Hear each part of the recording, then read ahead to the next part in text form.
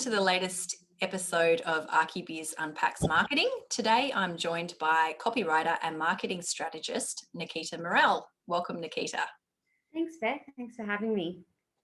We'll jump straight into it today. Marketing strategy. We've talked about this a little bit so far in the series. Keen to get your definition of what is a marketing strategy and what should it include as well.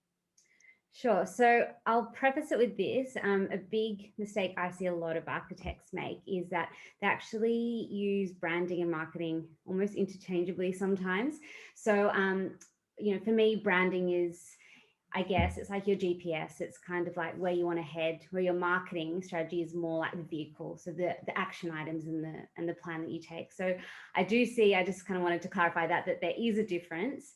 And marketing strategy really, for me, put simply, is just getting your ideal clients to know, trust, and like you. So you may have heard that before, but really at the end of the day, it's about that. And I guess the key part is the strategy part, because a lot of I see it just very reactive, and it's almost like, I like to call it, random acts of marketing. So they pop up an Instagram post or they send out a newsletter. It's very kind of, being on the trigger, like just what do we need to do, rather than having that overall strategy and thinking, okay, like what objectives do we want to achieve? Do we want to get awareness? Do we want to become an expert in a certain thing? Or is it that we want more projects in a local area? So defining your objectives and then figuring out, what resources they have to successfully, I guess, carry out some of those actions. Yeah, absolutely. So it's about understanding your objectives and matching up those resources. So if a picture tells 1,000 words, and obviously architects are very visual in nature, what's the importance of copywriting and content for architects? Yeah, so great question, because one thing, again, I'll just define is copywriting. A lot of architects come to me and they're like, oh, so you're a design writer, or some even ask, do you do trademark law? Copywriting has got nothing to do with law. I'm not a design writer, or it's not design journalism. So copywriting really is, it's a specific skill, and it's underpinned by psychology, it's underpinned by marketing, and it's underpinned by a lot of research. So I never just, copywriters never just sit down and write. It's always a lot of research that goes into that. But copywriting in itself is to persuade or get your ideal clients to take some sort of an action. So whether it's, to click on your blog or to schedule a call, it's there to prompt them to do something. So yes, images are important. I know architects are very, I guess, visual creatures, but I would say that, well, I would argue that pictures can't do everything. So, a picture of your beautiful space, like the picture in itself can't communicate the temperature in the room, or it can't convey what it feels like to run your hand along, a beautiful custom bespoke timber cabinet. There's certain things that words need to do. And I think three things. I think words set up the context of an image, so it kind of tells you the who, the what, the when, and the why. And that's important, because if you don't fill in those gaps, your ideal clients that see this image of your project are going to fill it in for themselves, and everyone comes, as you know, with their own kind of preconceptions. So that can be quite dangerous. Number two is that words direct people's attention. So if you can see an image, one person might be looking at the skylight while someone else is looking at the dog that's been, stylized in the corner. So again, words help you direct attention. And I think, number three is, we've all heard time and time again about storytelling, but it's true, like words can tell a story and persuade your ideal clients to, I guess, build that emotional connection and then build trust and familiarity before you even pick up the phone. So I'd say they're the kind of my arguments as to why words are so important.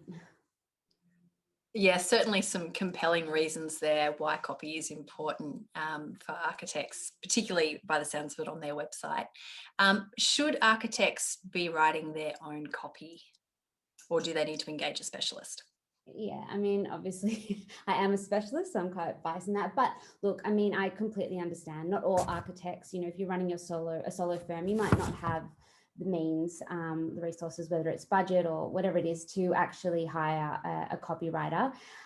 So I guess if that's the case, then yes, you can do it yourself, but you need to realize that there are certain copywriting principles. It's not just about sitting down and throwing out, for example, a project description, not just writing whatever comes to your head. There is like a story arc, set the scene, introduce your characters, which are the clients or your contractors or whoever it is. But there is, a formula and a method to it. So yeah, like I've created a word shop to help some of these architects that don't have the means to get access to some of these templates. But yeah, and in your program itself, like there are resources out there that that architects don't need to, I guess, hire a copywriter and can do it themselves. Yeah, great. And I think it's really important that those resources that you've got available are out there for architects to use, particularly when it comes to writing about themselves and their practice. But definitely, I think that's something that we notice is often missing on websites, that who's the team, who are the people behind the practice, and people shy away from writing about themselves. It can be agonizing. What tips have you got for architects to help them be able to write about themselves?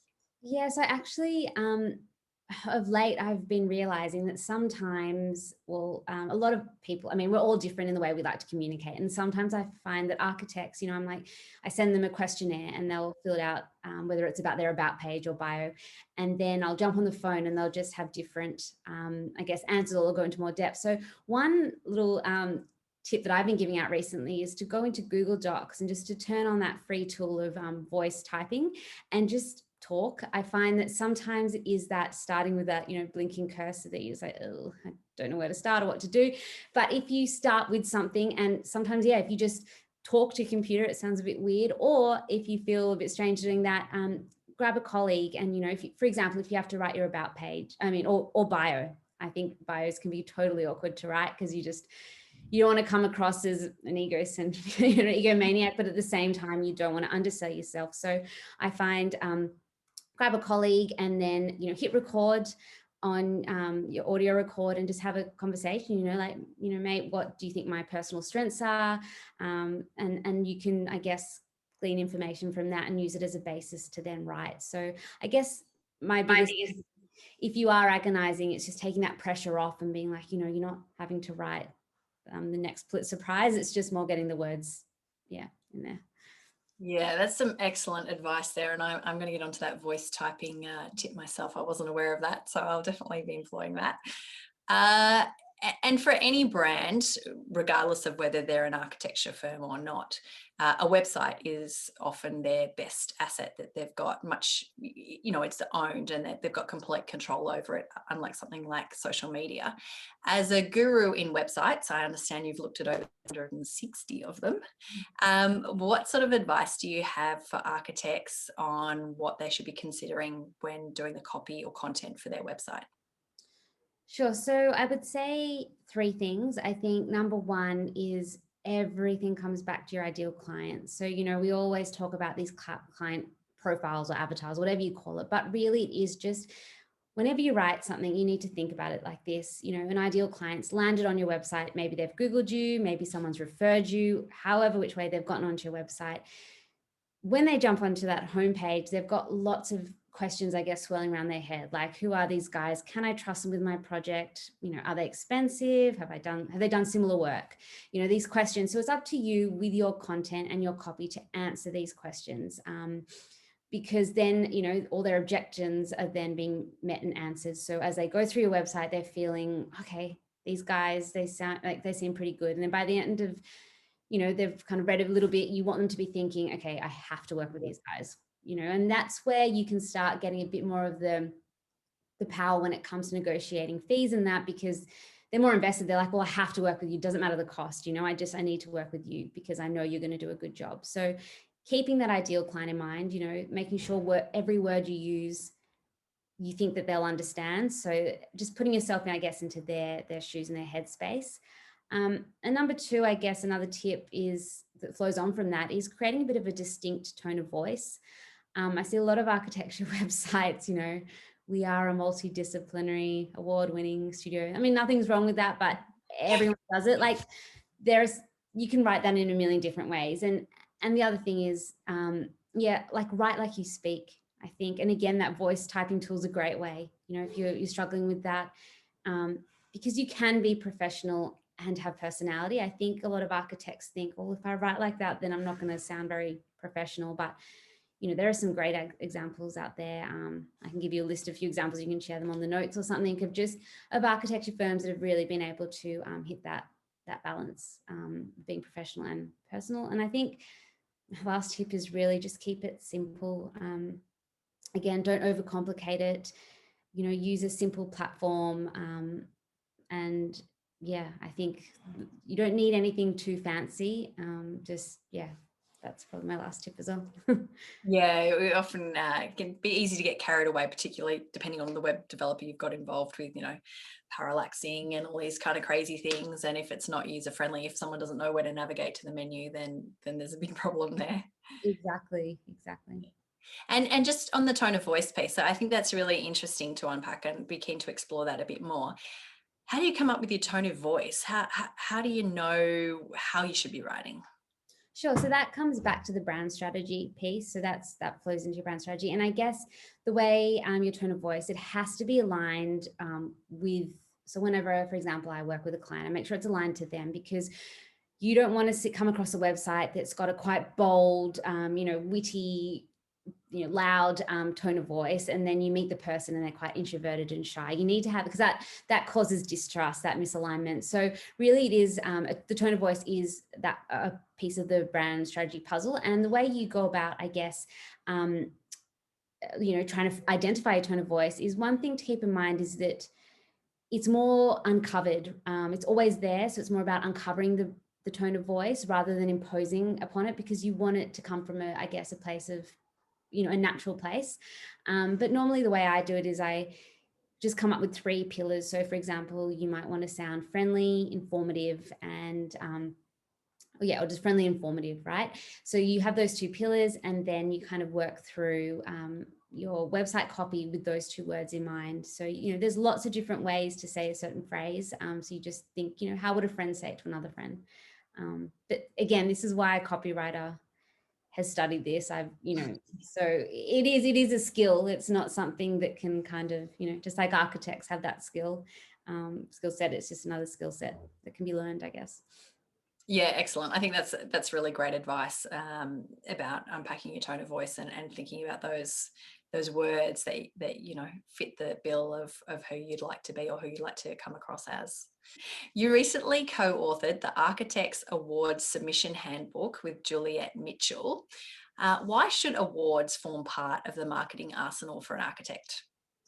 Yeah, so look, I'll again preface it with this, is that entering awards isn't for all firms. Like, obviously, I guess in that handbook, one of my first questions is, why are you entering this award? What is it?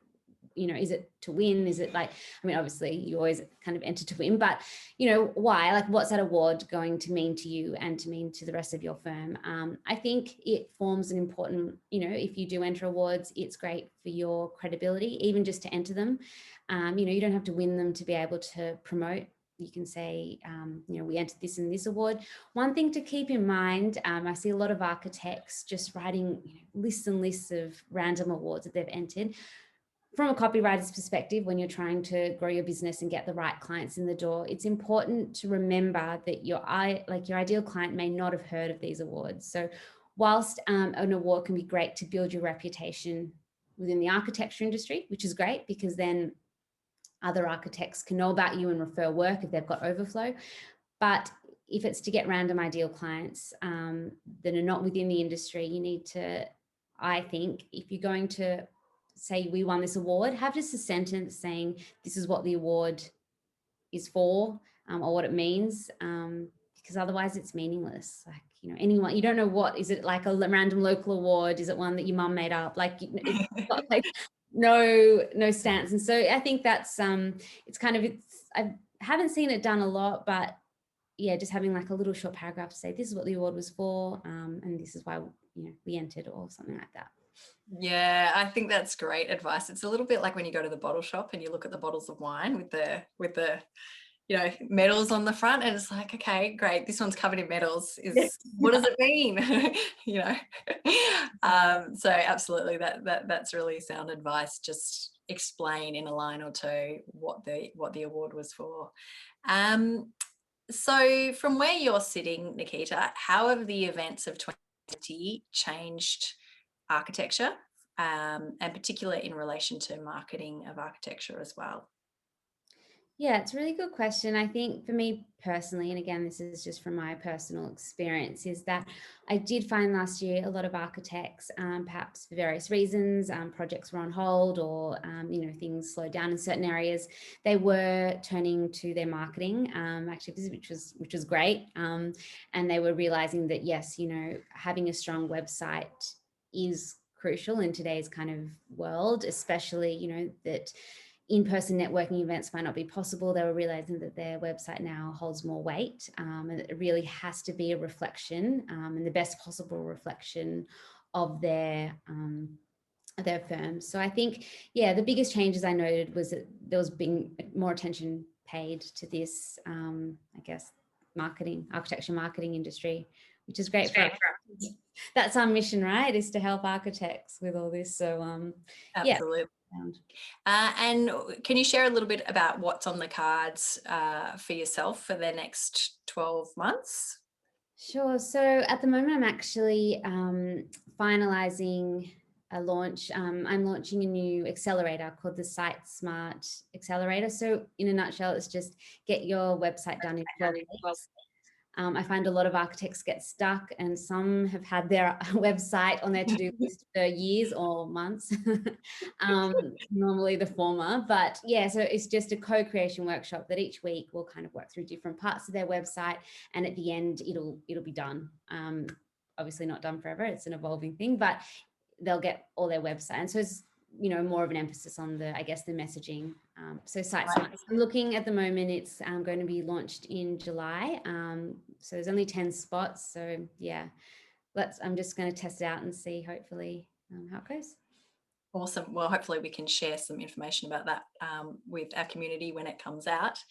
You've also raised an interesting point there about, that your website isn't done forever, that is an ongoing process. How often should you check back in on your website and be looking to update content that's on there?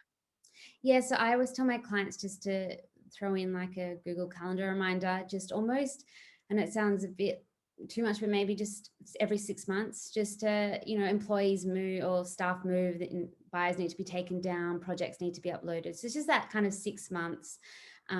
Yeah.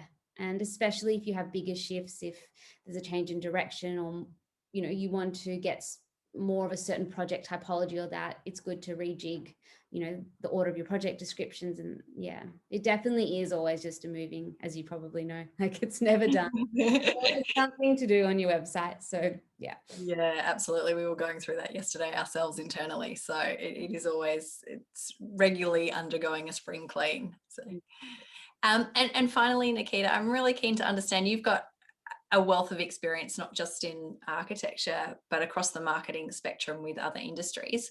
Why do you choose to work with architects? Yeah, so I guess it's been an evolution to get here, and I've been working with architects now for over 4 or 5 years. Just architects. Before that, I was doing interior designers and that. But to be honest, I just find architects brilliant. Like, I don't know how you do what you do. Like, you literally create something out of nothing, and just that whole left brain, right brain. I think maybe deep down, I probably always wanted to be an architect, but just don't have what it takes. So I guess the next best thing is helping architects. And I love writing and I love words. So yes, trying to use and apply my skills and add value into the industry in that way. Excellent. Well, architects are very lucky to have you. And if they want to find out more about the copywriting tools that you have available, where can they go to do that? Sure. So I've got, if you jump onto my website, nikitamorell.com, and then check out the Architects Word Shop. So you'll find lots of templates and things like that, really affordable, just to jump in and improve your copy. Awesome. Thank you so much for joining us today, Nikita. It's been really great chatting about copy and content. Thanks so much for having me back. I appreciate it.